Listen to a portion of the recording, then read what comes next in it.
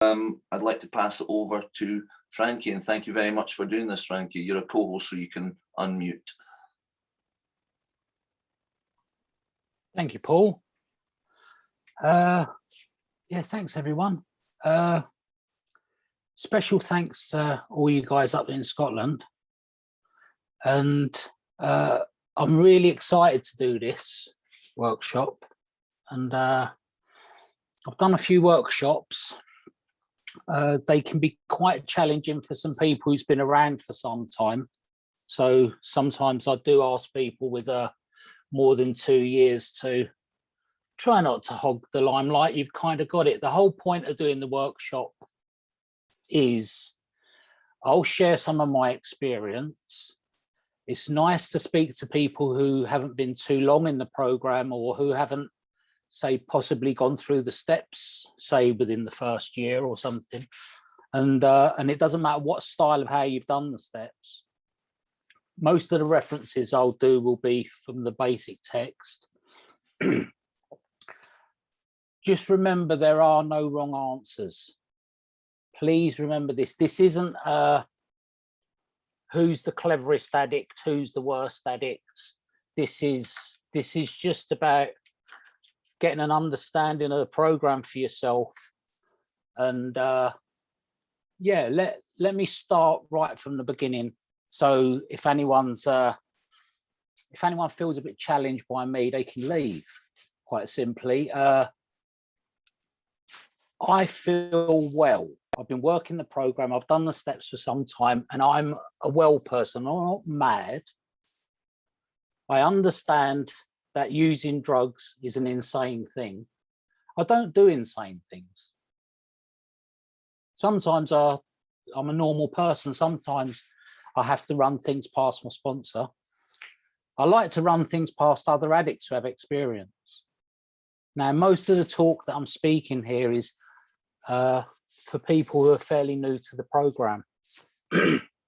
I'll talk for another couple of minutes, and then we'll look at the who is an addict, and we'll probably have about 20 minutes of that. And I'll probably call on a few people, because I like to keep it lively, a bit of hot potato, as well as we'll have 3 or 4 or 5 people maybe share their experience. And then we'll do step 1, and we'll go through step 1, and then we'll do some step 2, and probably have a little bit of share up, and try not to run over time, which is, I find, always difficult.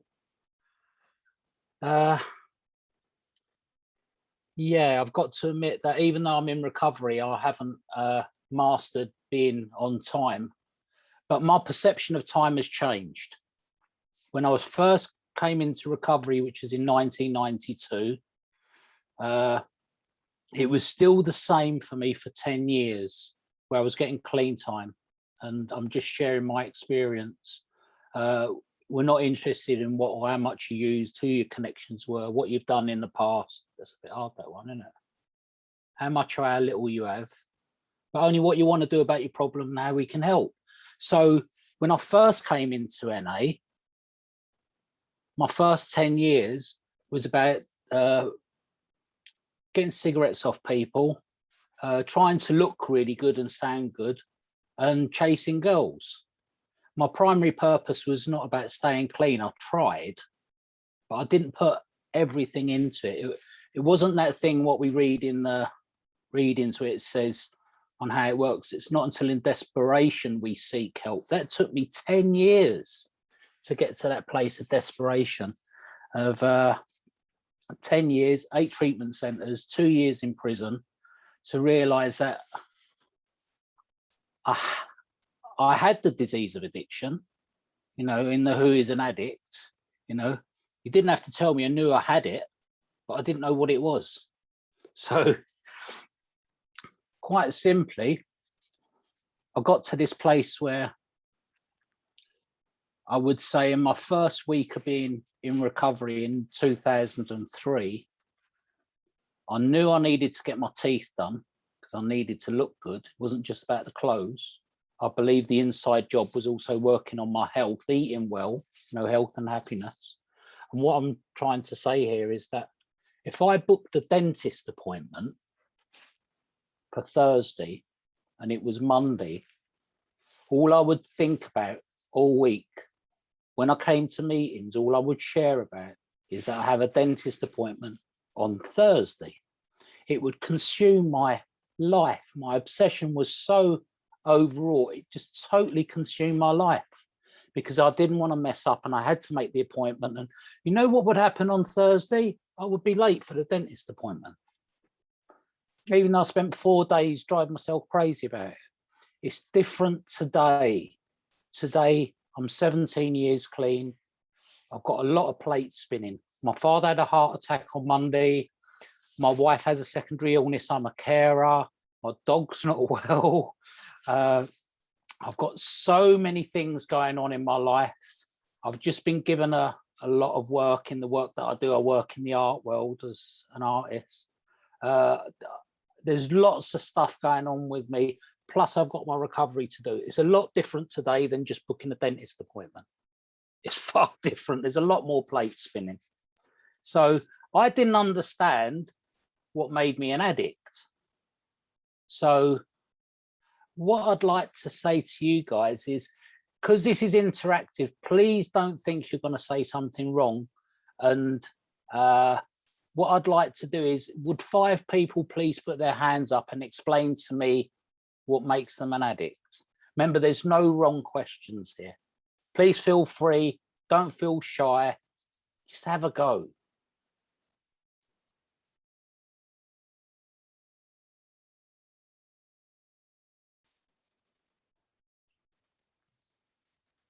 That's 2 of you. Paul, would you like to unmute Anne first? Yeah, sure. Sorry, Annie, that's you unmuted now. I'm Annie, I'm an addict. Yeah, Annie. So for me, I think like that I can't just have the one. When I put one in me, then I don't know if or when like I'll stop. That's it, really. Is that all right, just to keep it short? Prefer it. We've got not much time, and we've got another 4 people. So yeah, if we could try and take it easy, keep it simple. Do you want to go man, woman, Paul? Well, yeah, that's what we'll do. Just unmuting you, James. Thanks, Paul. Thanks, Frankie. Doing something over and over again, expecting something different, but you know, always having the same results. And yeah, I could never do anything once greedy like that. Thanks. So I have 3 more, Paul, please. Sam, you're up next. Hi guys, I'm Sam, I'm an addict. Hey, Sam. I would have to reiterate what Annie said. It's the whole obsessive nature of it. I mean, obviously in the latter sort of periods of my addiction, I was doing drugs and was buying grams of coke, and it wasn't enough. Just like, you know, 4 or 5 grams wasn't enough. But when I think and I sit and reflect on it in the past, it's always never been enough. Like I've always chased more, maybe not to the same extent. You know what I mean? Because I'd probably have died. But yeah, I think, you know, it's just always chasing that high, really, isn't it? It's the obsessive nature of it that really gets me. And that's really it. Thank you. Okay, Ben. I'm Ben, an addict. Hey, Ben. I think the compulsiveness has always been there, really. When I was a kid with food and everything, I think especially, and obsessive about hobbies and stuff. As for why, okay, some of it's genetic, perhaps. Some of it's maybe the parenting style I had, but yeah, the key thing now is try and find a way out of it. Really, that's what I'm trying to do now. Really.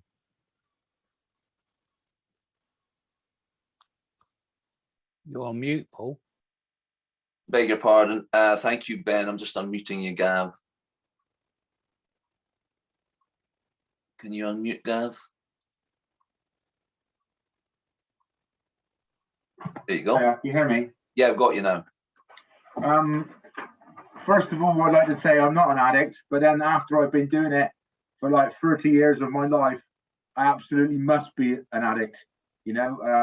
But even still to this day, I'd think, nah, I'm all right. But when you've been doing it for 30 years, then surely I must be. Do you know what I mean? So I accept that and I surrender. I must be. Thank you.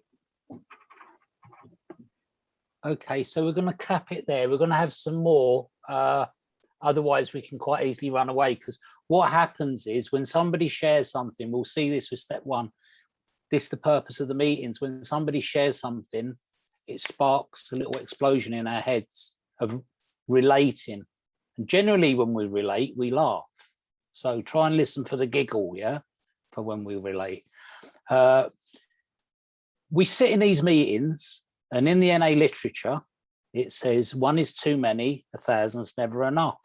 And we have different interpretations on that. In the basic text, on the bottom of page 5, it says, our reaction to drugs is what makes us addicts, not how much we use. Now, this is NA. It's not what I think an addict is. This is NA. And in that reading that was read out by Curtis, thanks Curtis, about the disease of addiction and the green and gold, it talks about obsession and compulsion. Obsession, one thought that overrides or every other thought. Sometimes I feel I'm doing a disservice if I'm sitting in a meeting, especially before I got married, when I was single, and I was obsessed with girls, when I'm talking about being obsessed with relationships, because it's a different obsession to when I'm craving and thinking about drugs. Well, I've even quite challenged around the word craving, because I hear craving shared quite a lot. Because my interpretation of craving is that if you hold me underwater, I'll start to crave for oxygen. Now, only certain times in my life did I crave for drugs and drink like that. Only certain times. But of course, I was in active addiction. The same thing when I sit in meetings and people tell me about creeping around the carpet, smoking pieces of rice.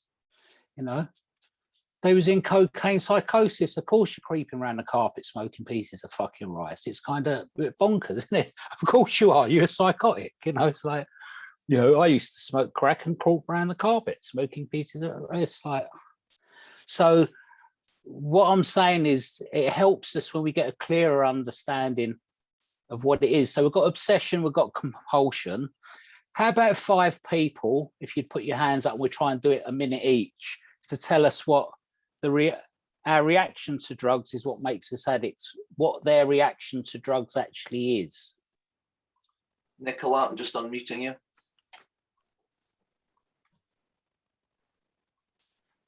Hey, Nicola. Who's an addict? My reaction to drugs. What happens to you, Nicola? If I don't stick to my meetings. No, what happens to you if you take drugs? All right, I start chicken picking. I lose all my family. I lose the respect to my son. And I just lose my powerlessness, I lose the power over myself. Thanks, Nicola. That's a really good example, but this is why the point of the workshop, you've jumped a little bit up. And before we get the next person, I'll say, what happens with me when I take drugs is I'll get greedy. So would you like to get another person, Paul? Felix, you're up. Hi, everybody. My name's Felix. I'm an addict. I go mental, end up in psych wards. I totally degrade all of my moral values and everything that I thought was good about me in order to just write it all off just for getting high. Yeah, that's pretty much it. Thanks, Felix. I'll just get you Kate now. And just to show that not making any difference where Nicola's concerned, what I would say is when I take drugs, I can't stop thinking about drugs. Kate, you're up. I'm Kate, an addict. Hey, Kate. My memory's so shit. Let me just focus again. When I don't take drugs anymore, but if I have a drink, my resentments come out, and they will come out right from the deep recesses. I might be fine. I might think of all of that hurt and pain and old arguments, old drink, and then that to come. You're not an angry drunk, Kate, are you? They're rare, aren't they? Violent, aggressive person, resentful person. Yes. Wow. In that basic text there, it talks about Dr. Jekyll and Mr. Hyde. It makes the reference to Robbie Louis Stevenson's book that he wrote in the 17th century. So it's kind of been around for a while, this stuff. Yeah. So, yeah. Shan, do you want to come in? Hi, my name's Sean. Sorry, and I'm an addict. My reaction to drugs is the second that I take the first drug, I take the first drink, I physically cannot stop. I'm completely powerless. And no matter how much, I don't want to be using, because like in, towards the end of like my active addiction and stuff, I hated the fact that I was using. I hated every single second of it, but I could not stop. I just physically could not stop. I didn't have that physical capability.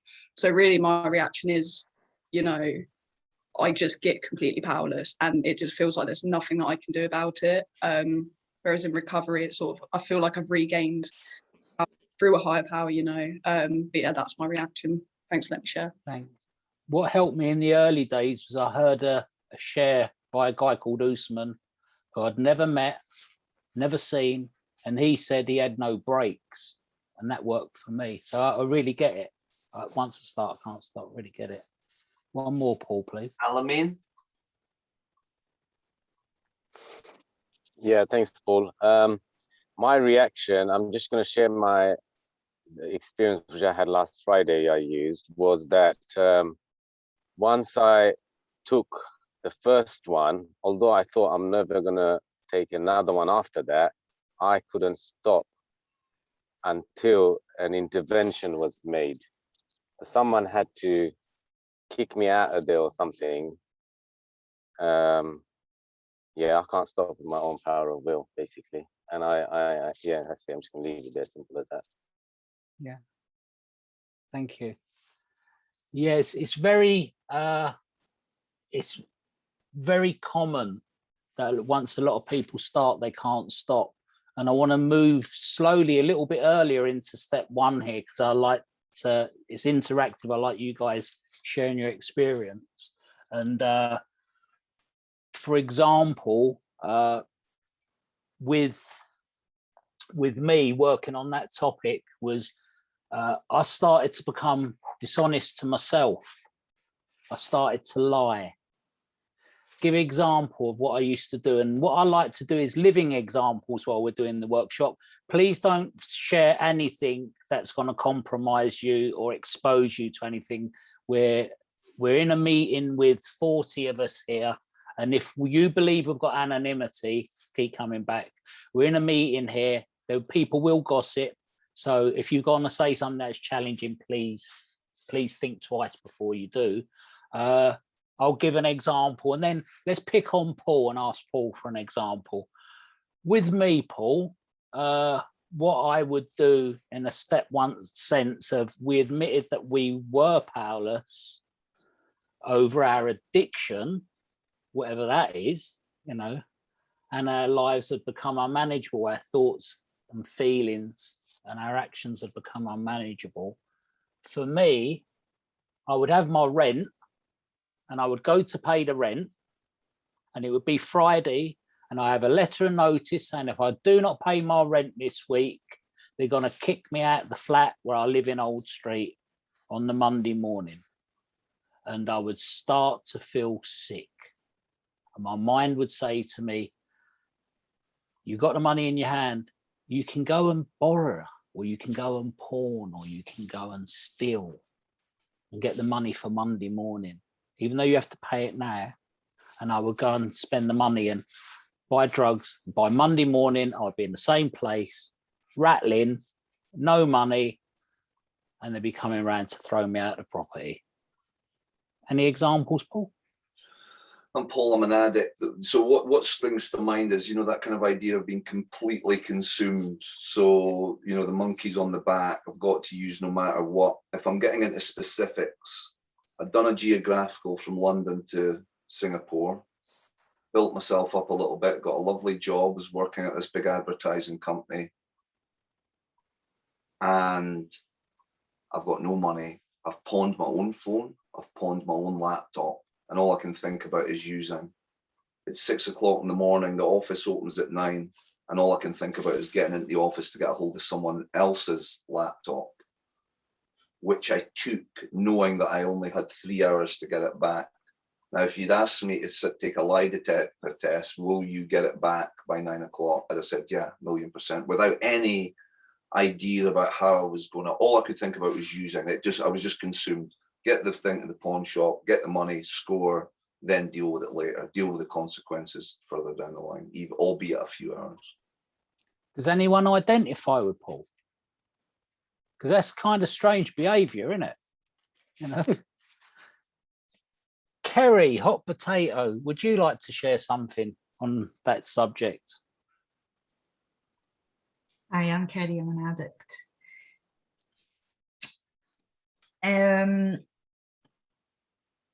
I can't think of anything that springs to mind, but there's been plenty of occasions where I've just been consumed by the need to do it.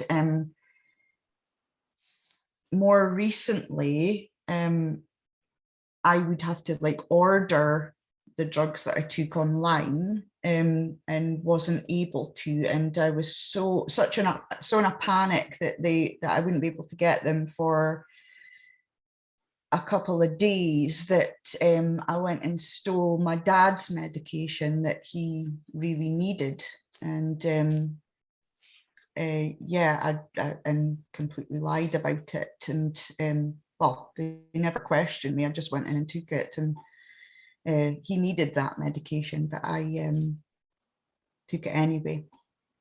So did you do that against your will? Yeah, I feel like I didn't want to do that to him. I knew that it could damage him and hurt him and affect him, but yeah, my compulsion to use and the fear of me being without anything was stronger than how much I cared about his well-being. Thanks, Kerry. James has got his hand up. Yeah, I thought of something there that triggered something. I once bought like a quarter of Coke one time. I left half of it in my locker. Went out, you know, sniffing out most of the night, and it got to like 2 in the morning when I ran out. And somehow I had to get that other bit out of my locker.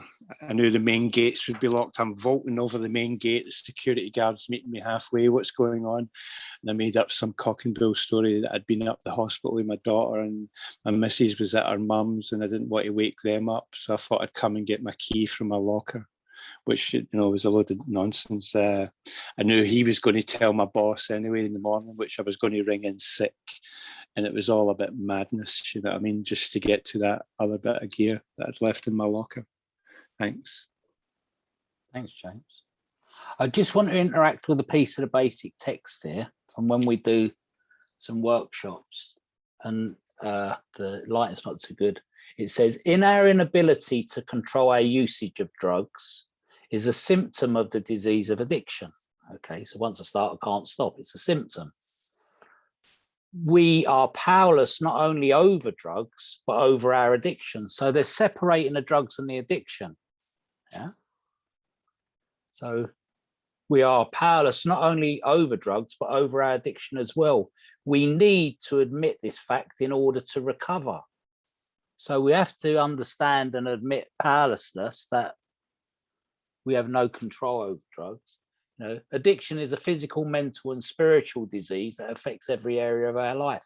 That's always up for dispute, but it isn't under dispute here. We're not trying to have an argument with the text. It's just some of us seem to have a physical reaction to drugs. Not everybody, but some of us do. And I don't know, has anyone been in hospital? Has anyone been in hospital and had a reaction to drugs at all? Would somebody like to share there? I see we've got one hand up, Paul.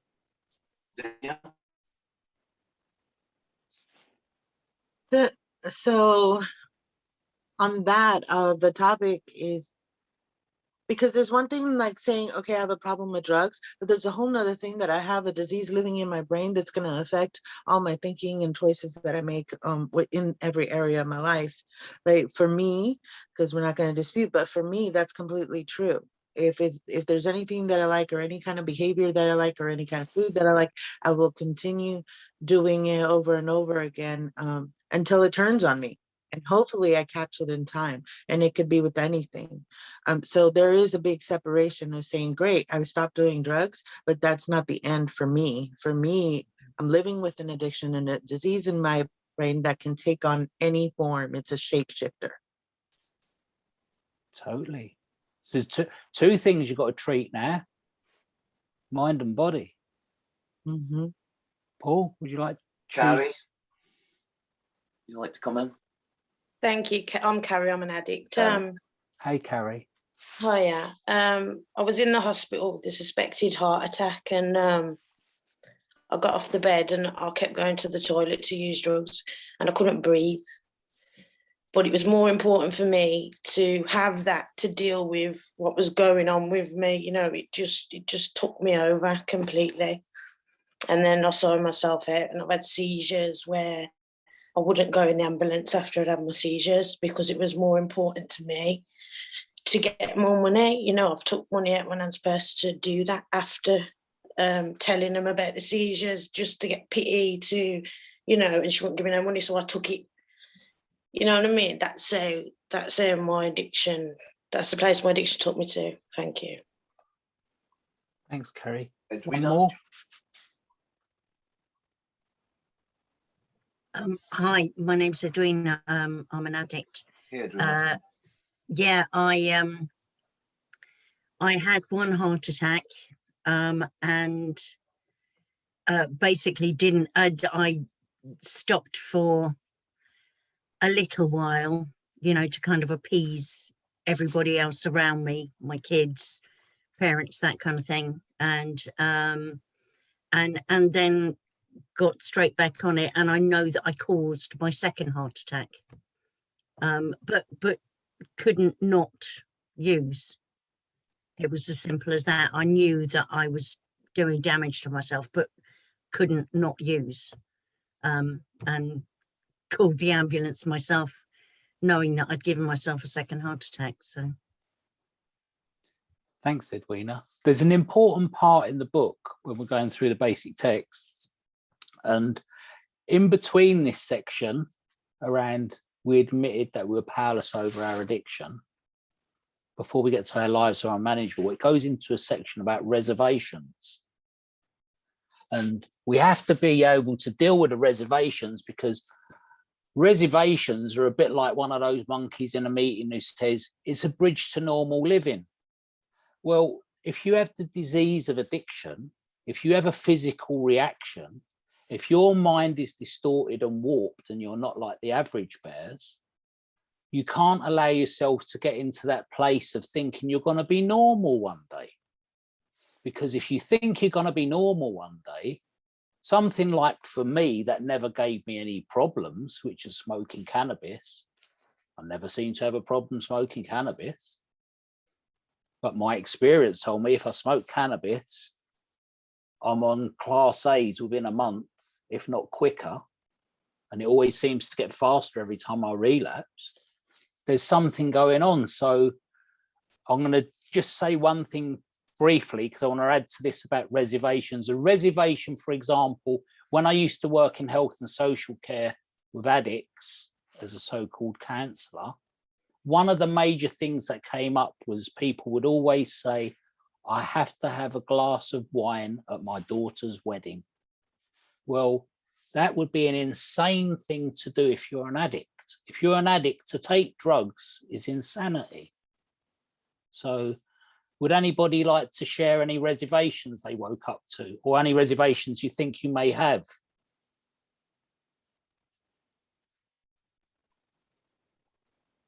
Please don't let time limit you. It's not all about new people now. We need experience, especially some older members, because they're quite funny. Si, I'll just let you in now. Yeah, okay. Thanks, Paul. Thanks for people hosting and setting this platform up. Yeah, I mean, sorry, just run that past me again, the last Okay, have something to say, but I had to come in the room. Time Okay. and recognising the fact that the power step one, accepting the fact that, you know, like, I liked what you said, that if I smoke a jade and a month later, you know, I'm picking up and continuously thinking about it. But I'm struggling still, but I'm reducing at the moment, you know, so I'm in a difficult place, you know, because I've been around a while, you know. Yeah.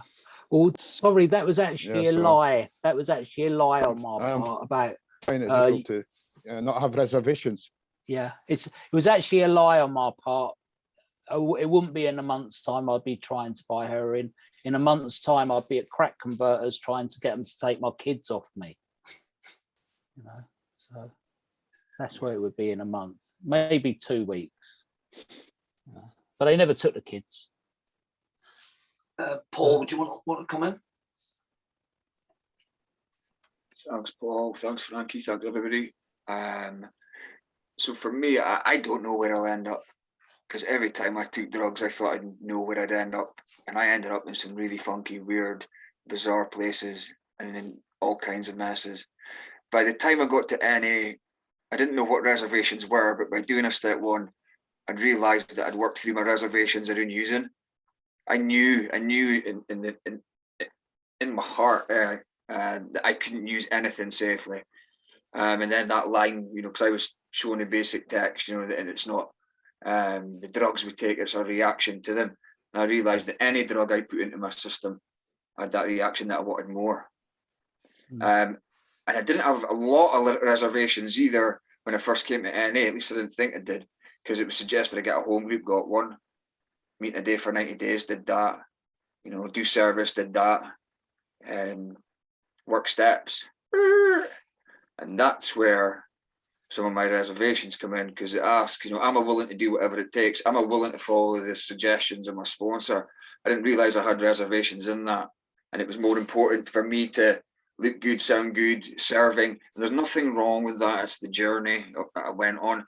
And I don't regret being so involved in service, but I didn't want to look at myself. And that was a reservation.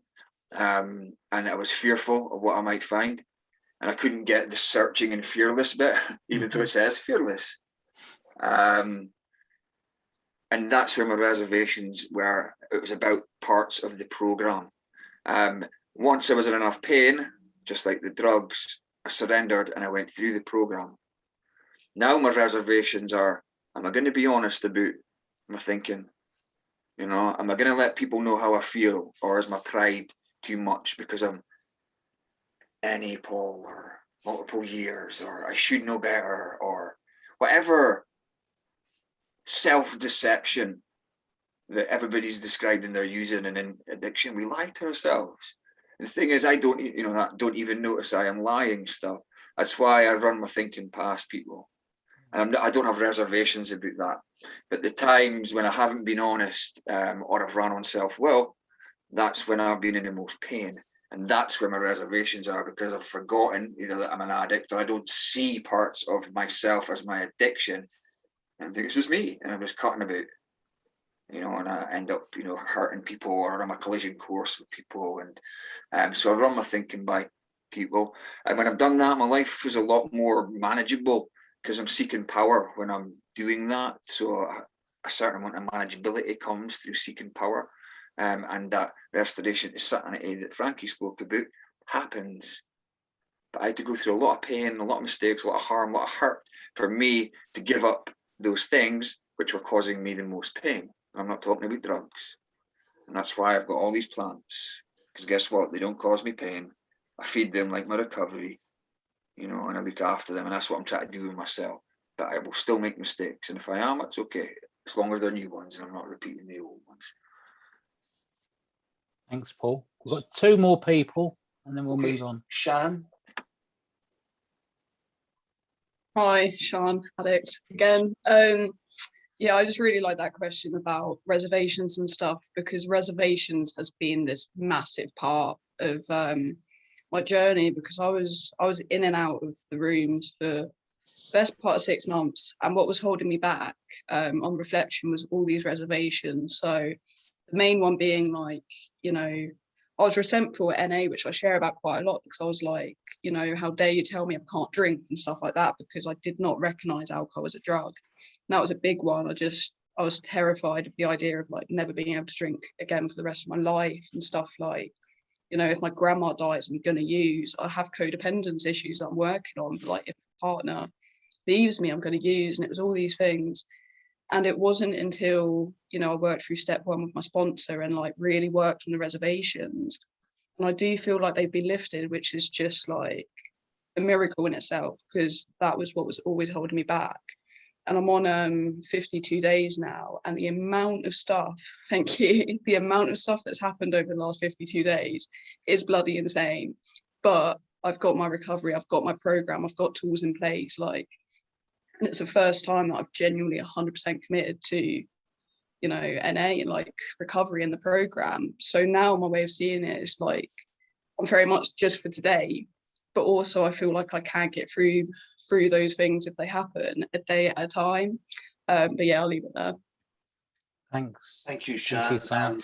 Just before we go to Felix, and put a little message in the chat, just to explain, Anne, quickly what reservation, for example, our reactions to drugs is what makes us addicts. That's what NA says at the bottom of page 5 as the basic text. If you don't think that the reaction you have makes you an addict, if you think it may be something else, then that can be a reservation as far as the Narcotics Anonymous program is concerned. Like, for example, if you think you can have a drink and everything's going to be okay, that's in our program, that's a reservation, because you start off for a lot of addicts, you start off a series or trigger a series of events that leads to one outcome. And I'll quickly throw this in. Somebody I know who came to NA for 10 years decided to stop coming. And I was working at a flower stall. This is just experience. You won't guess who it is. But I was working at this flower stall, and they popped up at the flower stall and they went, "Hey, Frankie, how you doing? Meet my new partner. Everything's good. I don't go to NA anymore. NA's shit. Basically, I have a drink at weekends." So I thought, well, you know, you come to NA for 10 fucking years and you wasn't an addict. Why would you come to NA if you're not an addict? And she turned around to me and said, "Don't you dare not call me an addict." Well, the book tells me that I'm unable to use. If I have a drink, or if I have a joint, or whatever drug I have, unless I'm working a program, I start off a series of events which only ends up in one place. Does anyone disagree with that? So, yeah, just wanted to share that, because I've known people who haven't properly worked the program, got an understanding of the program, and they've been in NA for 10 years. Maybe they come for the youth club, I don't know. Pass it back to you, Paul. Felix, you're up, matey. Hi everyone, my name is Felix, I'm an addict. I don't know if this is a reservation, but it's something that I sometimes think about. Is like, if the world's a really dishonest place, why do I have to be super honest? It's my reservation. Well, we're not interested in the world, Felix. We're interested in honesty of self.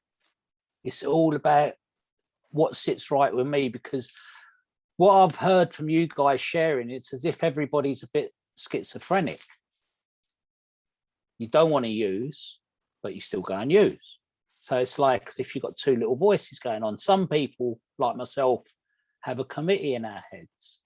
So it's about fully concede to our innermost self, which it says in the book is, if you think about fully concede, is to surrender to our innermost self, to know within inside yourself. It's a bit like love, isn't it? You know when you're in love with someone. It's different to infatuation or lust. You know, love's a bit different. I don't like my children sometimes, but I love them. I don't know if that helps. See, the second part of step one, which is, it says that our lives have become unmanageable. I believe the unmanageability is around our thoughts and our feelings. And I believe that's why we have to do the rest of the step work, because I was a very volatile addict. If I got upset, I could quite easily disrupt things. I was very sarcastic and quite funny. The other thing which used to work for me was I found that if I sat in a meeting when somebody was sharing something powerful who I didn't like, or somebody was sharing something intimate, I would get up and go to the toilet, because I was so consumed with self and I was so self-obsessed that I didn't know. I would disrupt the meeting with not knowing. Guys, when you go to the next meeting and we're sitting there, we're all kind of calm and sitting there and all nice. Have a look for the person who's doing the cooking while they're at the meeting, or who's working out while they're at the meeting, or who's doing 1,000,001 other things. They may be attention seeking. They may not. They may be just want to do multiple things. But for recovery, I have to put my whole hog into recovery, a whole 100% for recovery if I want to change. Would anyone like to share about unmanageability? Well, could we have 5 people to share their experience about being unmanageable in the first step? Thoughts and feelings, or even rent payments.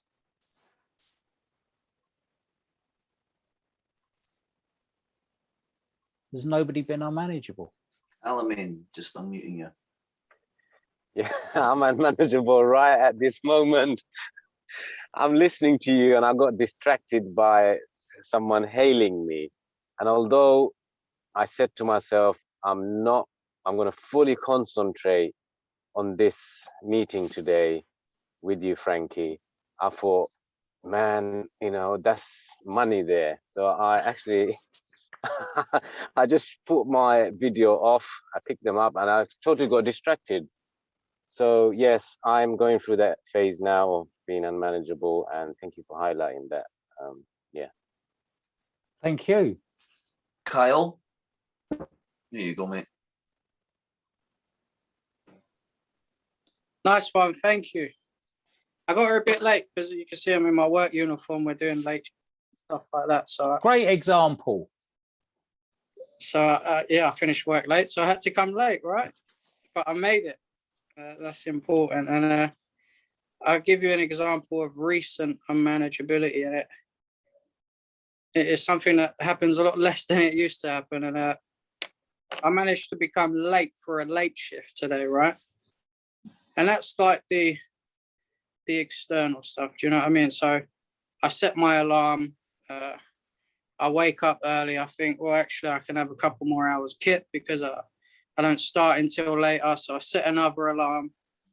Or so I thought I set another alarm while I'm half asleep in a daze, just trying to get a couple more hours sleep. Obviously, for some reason, I didn't set the alarm.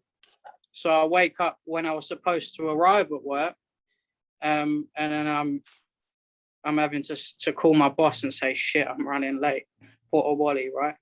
And that's a part of that kind of what I'd class as external unmanageability. But what happened, and this doesn't happen a lot. Usually, I've been a little bit distant from NA in many places, not in all places. I'm still connected. But what happens is when I got chinks in my armor, so when there's certain parts of my program that I drop out, the internal unmanageability starts. So I'm already running late. I'm looking for my mask. And I washed my mask last night because I need it for work today. And I knew exactly where it was, right? And I'm like, where's my... There's only one other fucking person that lives in this house with me. He's got to have my mask, right? And I'm thinking, the fucking liberty, right? So I call him up. I say, listen, I didn't say, you know, how's your day, brother? You all right? Cool. Yeah. I was like, have you seen my mask? and I'm getting some over exaggerated emotions of frustration and my feelings are running themselves at this point in time. And I'm not in control of how I'm reacting rather than responding. So I'm like, have you got my mask? He's like, oh, what, the one I accidentally put in my pocket this morning? I'm like, yeah, that one. I'm running late and you've got my fucking mask, mate. What's going on, right? He's like, give me 5 minutes. I'll bring it around the corner. Now, within that 5 minutes, he's bringing it around the corner. I've got this dialogue in my head going on like, I'm already late. I told her 5 minutes. Now it's going to be more. Now she's going to give me shit.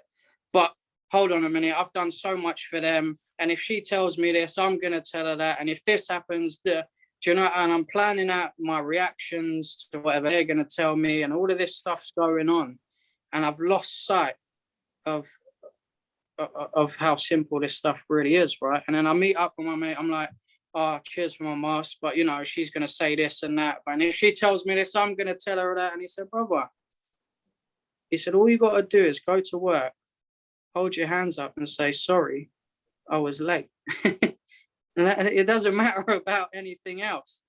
And then that was like the restoration to sanity part, the step 2 stuff, the stuff that I needed, because I was taking myself on this whole journey with all of these different outcomes and expectations, and I'm feeling frustrated and angry and disappointed and shame and guilt. And he just said, listen, you're not late often. It very rarely happens. So why is there going to be an issue, right? And when I was able just to take a breath, listen to the guidance, have a chat with my higher power on the way and go, fucking hell, what have I done? I'm 10 minutes late for work. What a catastrophe, right? And I went into work. I said, listen, I'm sorry I'm late. And she's doing this little ROC, this record of conversation. She's like, so why are you late? I said, listen, I've got no excuses. Being late is being late, regardless of what happens. All I can tell you is I'm late, and it might happen again in the future, but it's not going to happen again anytime soon because I'm human and I make human errors, right? And I had a Kyle, thank you. It's good job I know Cole. You know, he rationalized and justified and gave a prediction for the future. Thanks, Cole. That's a brilliant example. That we've got 3 more, and then we're going to go on to step 2. Right, Wolvina, I'm just bringing you in now. Hi, everybody. My name is Wolvina, and I'm an addict. Hi, hey. Hey, Frankie. Hey, Paul. Hello. And hey, everybody that's celebrating clean time today. You know, my example with unmanageability, and I really like definitions from our literature. You know, the Step Working Guide defines it as like external, and I heard Kyle talking about external manageability, you know, being late. You know, I think you talked about not paying your rent, but the internal unmanageability is the thing that I've been struggling with through many years of clean time, because inner unmanageability is untrue beliefs that I tell myself about the world and other people, right? So it's those, you know, unrealistic expectations, you know, like my spouse should know what I'm thinking and read my mind when I haven't said anything. You know, it also talks about emotional volatility. You know, do I like respond in a crisis mentality to everything? Like, do I think the world is against me? You know, or do I just minimize something? If something is wrong with my health, you know, I had like 25 cocaine related seizures, and a big part of my addiction was rationalizing that it was not because I was using drugs. It was for some other reason, like I was up for 7 days. That's why I had a seizure, right? Or I didn't eat for a long time. I took too big a hit, not like I was smoking crack. That was my problem. So I'll leave it there. I see other people's hands are up. Thank you. Thanks, Malvina. Sorry, let me just check which, it doesn't really matter, but Kate, I'll bring you in first and then Marie. Very quickly. I loved that previous show. I loved it. Love. Totally the same. Ditto. Unmanageability is denial of my feelings, not processing my feelings, too high expectations, ambitious because I'm in denial. So I'll reach I'll overwork, get unmanageable, not want to face stuff, go into meltdowns, and yeah, I'll move on. Thank you. Thanks, Kate.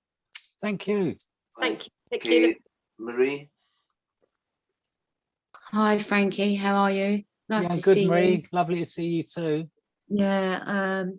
For me, unmanageability, of course, unmanageability and active addiction, because there was nothing I could keep manageable once I picked up my drug of choice. But in recovery recently, and now that I'm nearly 6 years, I'm really struggling with the internal unmanageability. And what brings that up is a traumatic event, which I can't relate to, is going on inside. And then I'm so not present, no awareness whatsoever. I didn't even know it was April, right, until yesterday. And I missed 3 weeks of therapy, 5 sessions on ringing my sponsor because I didn't know where I was. But what I did was to manage that internal stuff. I got myself involved in so many obsessions to relieve me from whatever it is that I was supposed to be feeling, and I didn't know what that was. Do you know what I mean? And only today, by sharing that with another addict, because someone said, what is going on? You know, I was able to say, I've just remembered what it was, you know, and now I've got to go back to doing like a weekly planner to get manageable, and now I've got to jot down like 5 things of what I'm powerless about and what solution could I work to that powerlessness today. And that is just bringing me slowly back into today. So thanks for everyone that's shared. Thank you, Frankie. Thank you. Thank you very much. Lovely to see you, Marie. It's very helpful when you're in a meeting, if you haven't done it when you first come in, or if the literature person, when we go back to face-to-face meetings, hasn't thrust living the program into your hand. It's very helpful to have the living the program, because the living the program is the just for today, and it will show you how to run through and do a daily program. It would just say, you know, have I read literature today? Have I found my sponsor today? Have I done anything I shouldn't have done today? Do I need to tell anybody? And it's about that honesty. You know, the example I'll give with the honesty is about 10 years clean, on the bus, going to my home group in London, bendy bus. When you get on the bus, I know on a Sunday morning that the transport company don't pay double bubble for the ticket inspectors. I know that. I live in London. They're the tight-ass transport people. They don't give double wages to the ticket inspectors. So Sunday morning, I'm on the bus. Nobody used to touch the Oyster card and pay.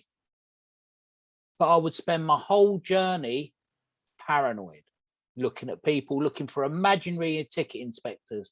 I never enjoyed the journey. I'd spend the whole 25 minutes up and down, looking who's getting on, looking for, you know, what do we call them? Looking for the CIA, looking for the fuzz, whatever you want to call them, you know. Cozzers, Rozzers, all these different names, looking for the ticket inspector bastard, whatever you want to call it. I would spend all that time.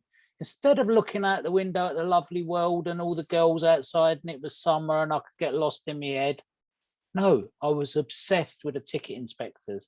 But the minute I touched my card on that Oyster, and I paid for my journey, it wasn't about the fucking money.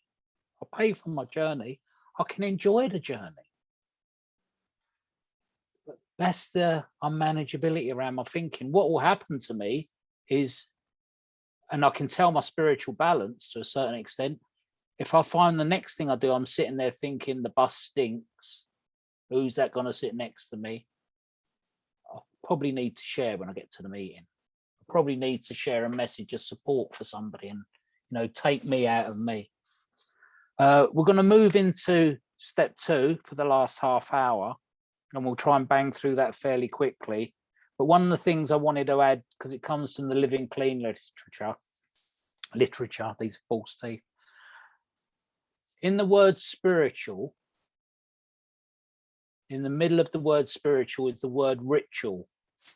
And having a ritual or a routine for an habitual person is a real sensible thing to do, because I'm an addict and having a routine is what helps keep my manageability together. It doesn't cure it, it just helps me stay in line a lot better. And my example being is, if I read the Just for Today every single day in the toilet when I get up after I've had a coffee, the day I don't do it, I start to think there's something missing. Try it for yourselves. Please try it for yourselves. That's just my example. I leave my Just for Today in the toilet because I guarantee I'm going to be there in the morning. The whole heaven and earth put me in the toilet in the morning. Or the coffee. Yeah. So next thing. Okay, step 2. We, us lot, came to believe that a power greater than ourselves could restore us to sanity. Okay, so we know that sanity, we've gone over that. Sanity for an addict is not using. Okay, we may want to be at step 4 and have a searching and fearless moral inventory, as in Paul reminded us earlier, to change how our thinking is and have a look at how our thinking is. But we came to believe that a power greater than ourselves. Can we have 5 examples of a power greater than ourselves, please? Please put your hands up. Marie, I'm just unmuting you. Hi, a power greater than myself is when I first came in complete dereliction, was seeing a room full of addicts, being abstinent, and because of their action and seeing it in a physical form that actually it could be achievable, I decided to get a day clean and then another day. So that was a power that I've never been able to do, certainly not on my own, but in a group full of people that were doing it, it was possible for me to achieve it. Absolutely. Thank you, Marie. Edwina? Hi, Edwina, Addict still. You taught me this, Frankie. A power greater than me is me and somebody else, another recovering addict. That's a power greater than me, because I can't do this by myself. And it's the best pickup line in NA. Sorry about the cackle. Sorry, I couldn't help that, Edwina. Sorry. But you plus me is a power greater than me. Sorry, Frankie. Alamein? Yeah, power greater than myself, quite simply, is something which is not me. So it could be somebody, the program that can, which is not myself.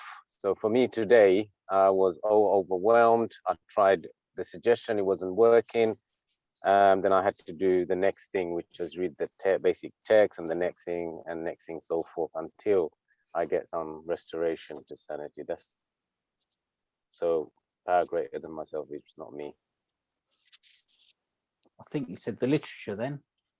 Did I? That's what I've been talking and reading all day today, Frankie. Thank you. Brilliant, brilliant. Thank you. Annie, would you like to come in? Yeah, hi, Annie Addict. I've struggled around the higher power thing, like since I came in, and always relapsed at step 3. But for me at the moment, a power greater than me is like combination of the meetings, the women in the fellowship, like WhatsApp groups I'm in, because I've been out of rehab 4 months now, and if I didn't have that, I wouldn't still be clean today. So that is, yeah, what's keeping me clean at the moment. That's it. Thank you, Annie. Thank you. Stephen? Oh, you got him. Cheers, Paul. I'm Stephen. I'm an addict. Yeah, another member, but literature as well. That I can be caught up in that insane thinking, and see when I'm reading the literature, there's things that just come and they just jump out at me, and I get that identification, and it kind of, does it restore my sanity? I know when I read that stuff, I can discuss it with another addict and be like, this is where I'm at. Can I get that identification through the literature? So that's a massive part of Power Greater Than Me, and another member as well. And it's something that I do every single day. I always contact somebody every single day, and I'll be honest as I can be anyway, with another addict. Yeah.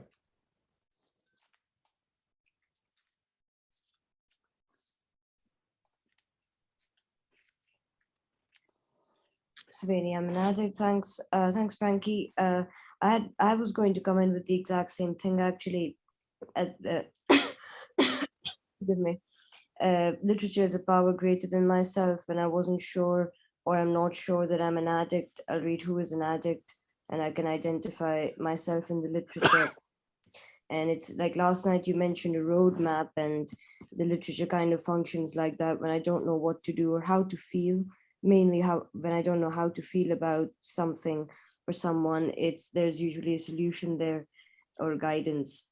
And I suppose a home group is a power greater than me, because when I don't know how to interact with another group of people, like my family, like if someone's struggling, I don't know actually what to say, I can tap into how we treat a home group member when they're struggling, how the home group treats a newcomer, etc. And I can learn from that and take it elsewhere. So yeah, thanks, Frankie. Thank you so much, Savannah. Thanks, Savannah. Sorry, I was muted there when I was asking you to come in. Thanks for that. And Kate, just unmuting you. Hello, Kate, Addict. Power greater than me, I think, is God.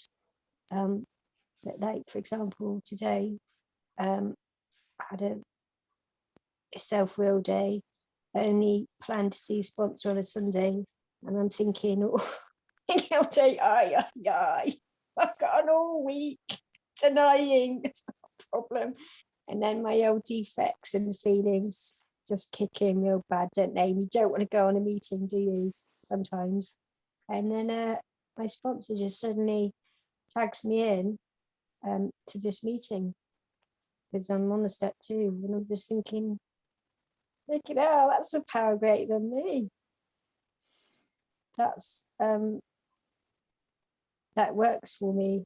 And sometimes it does what you don't want. It does the opposite, but it does what you need. It gives you what you need, not what you want. So it keeps you safe, has your back, leads you in the right direction. Is all I know so far. We certainly have 3 things going on for us when we come to NA. We have fortune telling, we have mind reading, and the third one I've just lost. I've just forgotten. But, it's that thing of, with the program, all we're interested in this workshop is what works, because sometimes when I do these workshops, and this is a really lovely workshop, thanks guys for being part of this one. Sometimes when we get to step 2, people want to argue and say that God isn't in step 2 and so on. And it's that thing of we actually need the program. For some people, praying is a power greater than themselves, and it really helps them. I know it helped me in the early days. It doesn't seem to help me as I've got older, because I have my own perception of the program and things are different for me. But all we're trying to do here is share what works for us.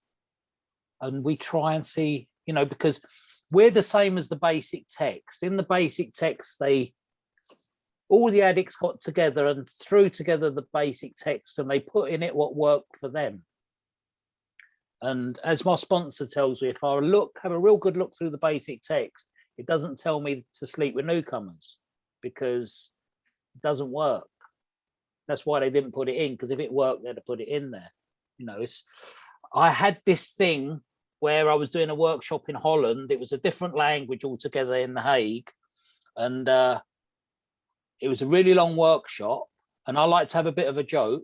And at the end of the workshop, these people were really attentive and really kind. And as I say, their first language wasn't English. And I thought, I'll fuck with them. I'll give them a task. We're coming back tomorrow morning. Let's give them a task. You know, let's be like some of these guru workshop people. I said, when you go home tonight, your task is to phone up a family member who knows you from your using and ask them, is it okay for you to use? Well, the next day we get there, we carry on doing this workshop on the green and gold. It was kind of boring, to be honest. But it got to lunchtime and one of the guys said, Frankie, I did my task. Now, I'm unmanageable. I took drugs. I've damaged the brain cells. My memory doesn't work too well. Or is it dementia? I'm not sure. And I'm like, okay, that's good. Woman puts her hand up and says, Frankie, I've done my task. And I'm thinking, what fucking task? You know? And I'm thinking, okay, well, I said, that's good. Well done for doing your task. You know, I'm in that place of, I'm not going to ask for help. I'm meant to be running a workshop. I'm meant to know everything. So in the end, I said, okay, so how did you do? What was the task I gave you? I thought, I'll be clever here. I'll flip it on them. And they said, I phoned a family member and told them, is it okay for me to use? And I said, oh, did you? I said, what did the family member say? And this guy turned back round and said, you must be fucking joking. You know, it's like, so try it tonight. Ring up a family member who knows you from when you're using and ask them if it's okay for you to use. You might have a power greater than you moment or a broadcast. It can help. So as we slowly move on with this, for step 2, it says in here, I always mess this one up. It says in here, because we're not trying to mess with anyone. It says in here that most of us lack the working relationship with a higher power. Okay. The possibility of a power greater than ourselves. Most of us have no trouble admitting that addiction had become a destructive force in our lives, and our best efforts resulted in ever greater destruction and despair. At some point, we realized we needed the help of some power greater than our addiction. Okay, so if we're powerless over our addiction, powerless equals no power or less power. If a car has no power, it can't move. If it's rolling down the hill, it can't stop. You know, our understand, where's it go? Hold on, bear with me 1 second. No one is going to decide for us. Okay, we can call it the group, the program, or we can call it God. The only suggested guidelines is this power be loving, caring, and greater than ourselves. We don't have to be religious to accept this idea. The point is we open our minds to believe. We may have difficulty with this, but keeping an open mind, sooner or later, we find the help we need. It's not about being religious. It just told us that. It's about finding out what works for you. We're not all the same. Don't let people tell you we're all the same. We all differ in a different degrees and rates of illness and sickness. My sponsor told me after 10 years that I was so sick, I didn't know how sick I was. Some of us, like myself, I had to, in desperation, throw myself into this. So what I'd like for some of you guys, if you could share your experience on how you use. Can we have 5 people to share their experience on how you use a power greater than yourself to share with others? Imagine it like this. You're telling somebody who's new, and it has to be tangible. It can't be the out there, you know, I like joss sticks and that's a power greater than me because I feel good. It has to be something tangible, something real, you know, so a newcomer doesn't think you're talking, and this is the one I forgot earlier, voodoo. Doesn't think you're doing any voodoo. We need something real. Great. Sam, you had your hand up. Do you want to come in on this? I'm not trying to put you on the spot, but and then I'll get Scott. Yeah, no, that's fine, Paul. Don't worry. Yeah, I guess an interesting one for me is my step one. I use that really as a power greater than me. I've thankfully not had to refer to it much because I've not had much temptation to use, but I do often just look at it or tap into it just as a reminder that I can't really afford to go down that road. So yeah, I guess that's a good one. It's a good one that I use anyway. Thanks, Sam. So we had the prognosis with who is an addict. We've had the diagnosis. Sam's just given a great example. There was step one. Step one's the diagnosis, whether she's an addict or not, you know. So another example of a power greater than ourselves, please, which is real, which is tangible. Scotty. Hey, I'm an addict. My name's Scott. So an example of a power greater than myself, I'll give you an example. And this is quite a powerful example for me. In 2019, my dad took his own life and I found him. And at that point, you know, it just blew me away. It blew me away. You know, in recovery, clean, 4 years clean. And my heart was breaking. And I did not know what to do. I didn't know what to use.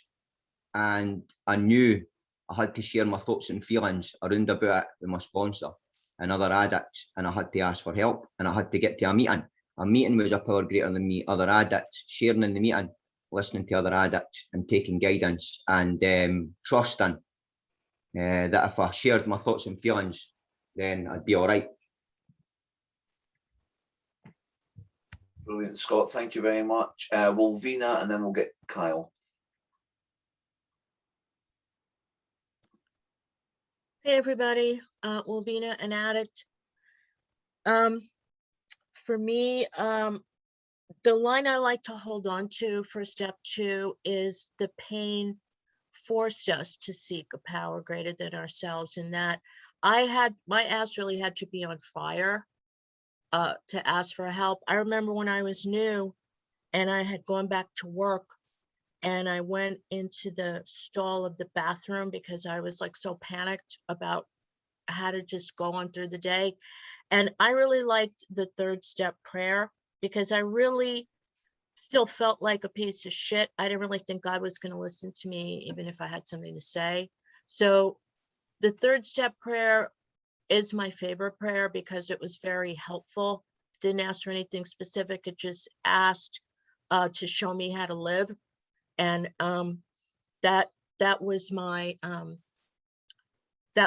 first real connection. And then I'm a domestic violence survivor, and my son's father had isolated me from everyone, including a sponsor. He was so paranoid I couldn't talk to people on the phone. So once again, I was forced to talk to someone and ask for help and really just say, is this like what my life is going to be like? You know, give me the courage to take some action. So that's my concrete example. Thank you, Wolvina. And Kyle? Thank you. I'll try to be more brief this time. Right. An example of a power greater than me, very simply, I'll just use the literature as an example. But it was a turning point in my recovery. So I was about 60 days back from a relapse. And when I was first doing recovery, I was asking people, what is recovery? Like, well, what are we? Like, I got it, don't use drugs. I got that, but I never seemed to be able to not use drugs. So I was like, what is recovery? People gave me all different answers. And one day I was like 60 odd days clean in a dry house, reading the book. And there was one line in What Can I Do, page 55. I've got the book in front of me. It says, our disease involved much more than just using drugs. So our recovery must involve much more than simple abstinence. I knew that part because you guys were telling me to do all kinds of stuff. And it says recovery is an active change in our ideas and attitudes. When I read that part, it kind of give me, for some reason, I just had some kind of hope and direction, and I knew what I was trying to do. So very simply, recovery for me is just an active change in my ideas and attitudes, and the program helps me do that. And that was the turning point in my recovery. Like, that was where it kind of clicked for me. Thank you, Kyle. Thanks, Kyle. And Serene, then Marie. Thanks, Paul. Thanks, Frankie. I'm Serene. I'm an addict. So how I use a tangible power greater than me is, well, sponsorship would be one of them. The sponsor is not a power greater than me, but the therapeutic value of an addict helping another, that's a power greater than me. So tapping into that, and I suppose, well, more recently for me, doing like step work is a power greater than me as well. So writing a step 10 inventory is something I used to do a lot, and then I stopped doing it because I was getting some of that unmanageability around my routines that you mentioned earlier. And like, you know, I don't sleep very well. I don't eat on time. It doesn't even occur to me to eat at a proper time. It's not like, you know, I've gone so long without doing that. It's still not a consideration I have until I'm told that I should be doing it. And so around that stuff, and one of the aspects of the routine being unmanageable was I just stopped doing a nightly inventory. So just doing that again, whilst I do that, now the step 10 on its own is a power greater than me, but it helps me tap into a higher power, because I like to think of that inventory as a dialogue with my higher power. And I do make that distinction between a higher power and a power greater than myself. A higher power, like I don't pray to the literature, I don't pray to sponsorship or my home group, but a higher power is my own personal understanding of a God, perhaps, or some, you know, intangible figure, perhaps, and that's someone I can pray to. But there are powers greater than myself that I can use and tap into to get through to that power as well. So yeah, thanks. Thank you, Savannah. There's a great line on the bottom of page 24 in the basic text. It says, we can use this power long before we understand it. So if I'm in a meeting, I'm not using. If I happen to have some years clean and I'm in a meeting, I'm not thinking about the electric bill. I'm not thinking about the noisy neighbors. I'm not thinking about, because I'm in the meeting and my mind's focused there. There's something I'd like to say, because Savannah highlighted a sponsor. We'll just touch on sponsor slightly. Guys, if you're looking for a sponsor or you don't have a sponsor and you find somebody you'd like to sponsor you or you think's a potential, interview them. Don't do that thing in NA where we walk up and say, can you be my sponsor?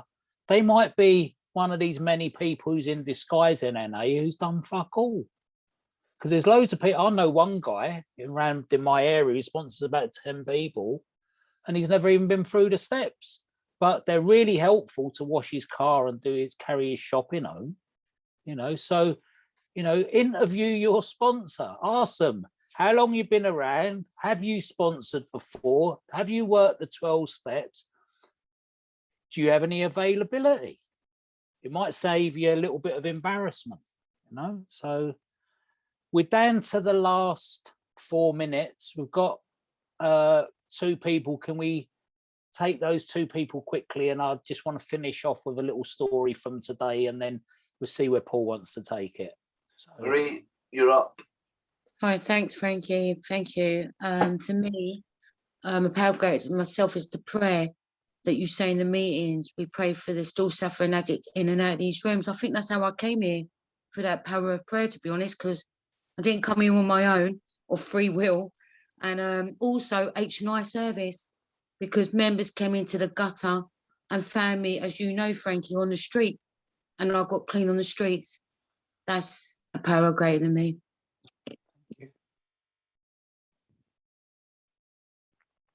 Sorry, I was muted. Sorry, Marie. Thank you very much for that. And Alamin?